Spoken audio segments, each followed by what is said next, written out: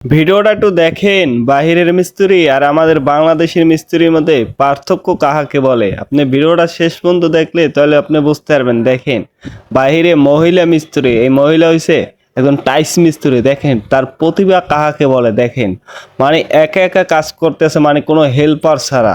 আমাদের বাংলাদেশে যদি হইতে দেখেন হেল্পার নিচে হইলেও দুইটা নিয়ে নিতে, তাও আবার পুরুষ মানুষে। কিন্তু আর এখানে দেখেন একটা মেয়ে মানুষ হয়ে তাও কত সুন্দরভাবে কত ভারী একটা টাইস জাগিয়ে তারপর কিন্তু বসিয়ে দিতে আসে।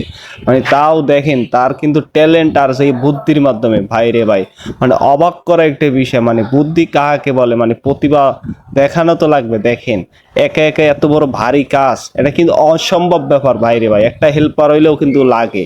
আর দেখেন আমার এই চায়নার বোনটি, মানে তার প্রতিভা যোগ্যতা কাহাকে বলে। মানে সে কিন্তু একা কিন্তু এত বড় একটা টাইস বসিয়ে দেখাইছে।